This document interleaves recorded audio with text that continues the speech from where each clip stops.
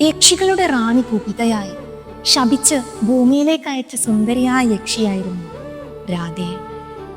ഭൂമിയിൽ 1000 പുരുഷന്മാരുടെ ഭാര്യയായി ജീവിച്ച് അവരെ കൊന്നു ചോര കുടിച്ചാൽ യക്ഷികളുടെ ലോകത്തിലേക്ക് തിരിച്ചു മടങ്ങാം. അല്ലെങ്കിൽ ഭൂമിയിൽ പോലും ചുറ്റിക്കറങ്ങാൻ വയ്യാതെ മുഖച്ചുരുളായി അന്തരീക്ഷത്തിൽ വിലയം പ്രാപിക്കും.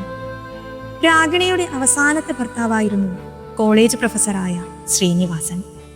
സ്വപ്നങ്ങൾ നിറഞ്ഞ കണ്ണുകളുമായി നടക്കുന്ന പൂമ്പാറ്റകളുടെ ലോകത്തിന്റെ കവാടം തനിക്കെതിരെ ശാശ്വതമായി അടക്കപ്പെട്ടിരിക്കുന്നു എന്നൊരവസ്ഥയിലാണ് ശ്രീനി രാഗിണിയെ കണ്ടുമുട്ടുന്നത്. ആ തോന്നലിന്റെ കാരണം കെമിസ്ട്രി ലാബിലുണ്ടായ ഒരു അപകടം മൂലം തന്റെ മുഖത്തിന്റെ പകുതിയും നഷ്ടപ്പെട്ടതിലായിരുന്നു. ഒരു യക്ഷിയുടെ കൂടെയുള്ള ശ്രീനിയുടെ ജീവിതം വളരെ മനോഹരമായി വരച്ചിട്ടിരിക്കുന്ന ഒരു നോവലാണ് മലയാറ്റൂരിന്റെ യക്ഷി. യാഥാർത്ഥ്യവും കാൽപ്പനികതയും നിറഞ്ഞ ഈ നോവൽ വായനക്കാരിൽ ഉണ്ടാക്കുന്ന ആകാംക്ഷ തെല്ലൊന്നുമല്ല. അതുകൊണ്ട് തന്നെയാണ് 1967 പ്രസിദ്ധീകൃതമായ ഈ നോവൽ ഇന്നും സജീവമായി വായിക്കപ്പെടുന്നത്.